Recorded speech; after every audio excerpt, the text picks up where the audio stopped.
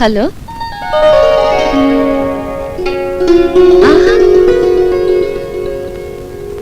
ஓஹோ, okay okay. நான் பாத்துக்கிறேன்.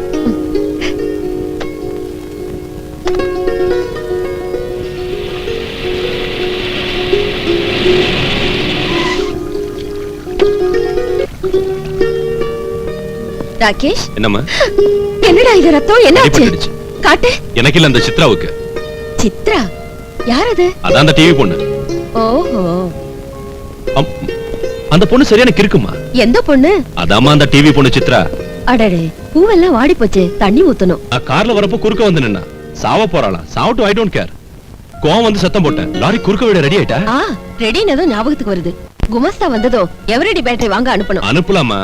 லாரி வரப்போ அவ பயமே இல்லாம எதிரில போனா. ஐயோ, கேஸ் ஆஃப் பண்றதுக்கு மறந்தே போயிட்டேன். நான் சொல்லத கேளுமா. இழுத்தேன், கீழே வந்துட்டா, தலையில அடிபட்டுடுச்சு. அவ்வளவுதான், ஆட்டோல அனுப்பிட்டேன். ஆட்டோல ஏத்தினியா?